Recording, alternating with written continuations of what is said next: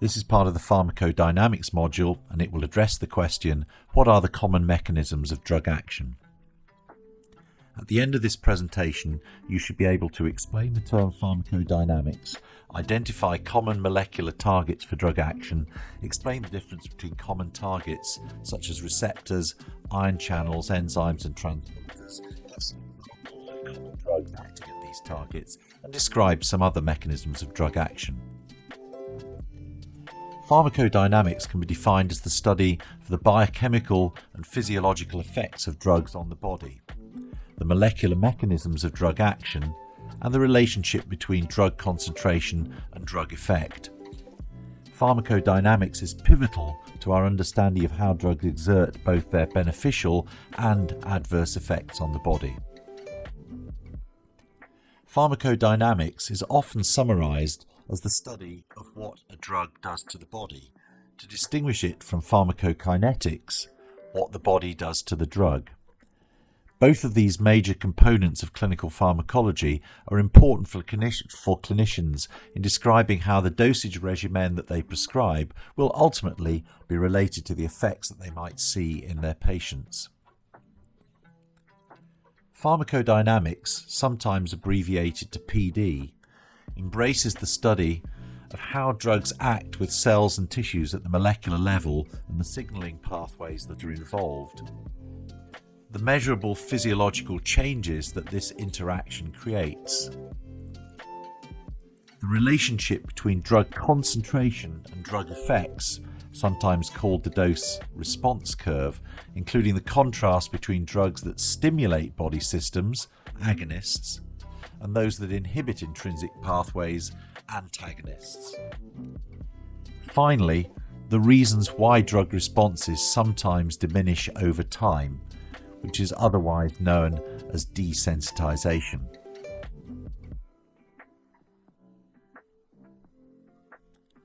A drug is a chemical substance that produces a biological effect when administered to a living organism. Normal healthy physiology depends on the structure and function of cells and tissues, which are composed of complex molecules and biochemical processes.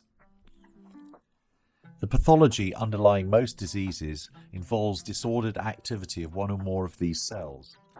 In general terms, drugs are exogenous molecules that are intended to restore the activity of endogenous systems to normal by increasing or decreasing the activity of key regulatory pathways in the affected cells and tissues. The aim is to restore those cells to a more healthy function. The biological effect commonly involves augmenting or inhibiting cellular processes, although other possible actions include killing of tumor cells or infecting bacteria. In order for a drug to produce a biological effect, it must bind to and alter the function of a molecule in the organism or the infecting pathogen. The molecules through which drugs produce their biological actions are collectively known as drug targets. There are many different kinds of drug target for action in the body.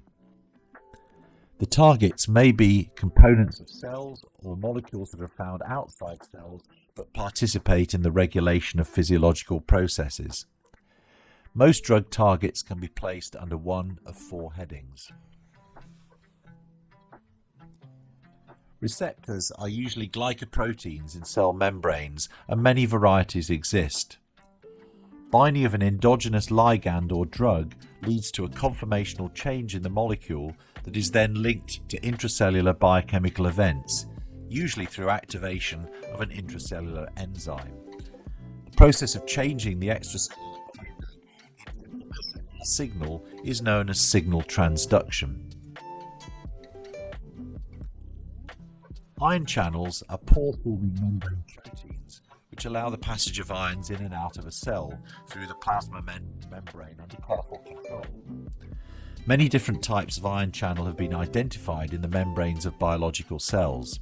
Some are voltage-gated and change conductance in response to altered membrane transmembrane potential.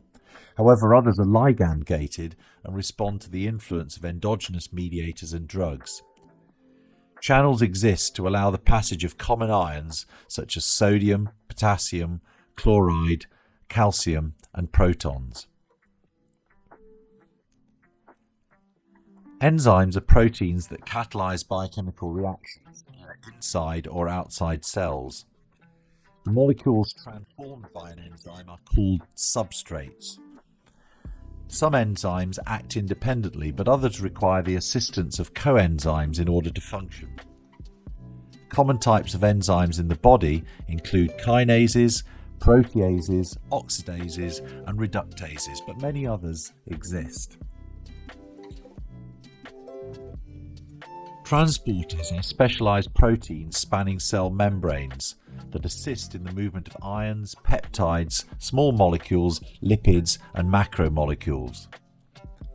There are two different types of transport, passive and active.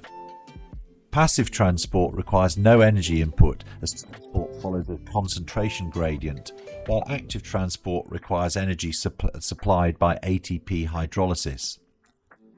Drugs can influence this process either by binding and inhibiting the transport function of the protein or competing with the substrate for transport.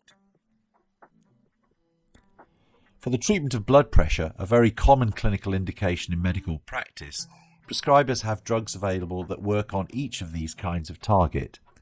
For example, atenolol is a beta-adrenoceptor antagonist or beta blocker that acts by inhibiting the stimulation of these receptors by catecholamines.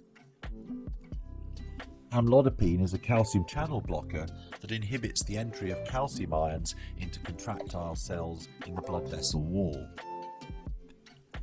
Ramipril is an angiotensin-converting enzyme inhibitor or ACE inhibitor that inhibits the production of the vasoconstrictor angiotensin II.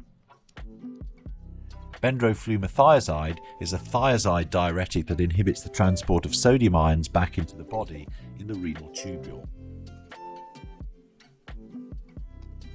There are, of course, many other mechanisms of drug action that are used in modern therapeutics. Here are just some examples. The use of simple alkalis to neutralize gastric acid in peptic ulcer disease. The use of binding agents to remove unwanted excess products such as bile salts, phosphate, or poisons from the gut. The use of vitamins and other supplements to replace deficiencies. The use of chemotherapeutic agents to kill malignant cells in a variety of cancers. The use of antibiotics to kill bacteria in a variety of infections. And finally, the growing use of monoclonal antibodies to bind signaling molecules in chronic inflammatory disease processes. That brings me to a brief review of the key points of this presentation. Drugs exert their effects by binding to and altering the function of specific target molecules. Most targets are receptors, enzymes, ion channels, or transporters. Drugs can mimic the action of endogenous substances in the body or prevent these actions or otherwise alter the function of biologically active molecules. Changes in activity of the function of target molecules lead to changes in physiological processes, in turn leading to the alteration of body functions.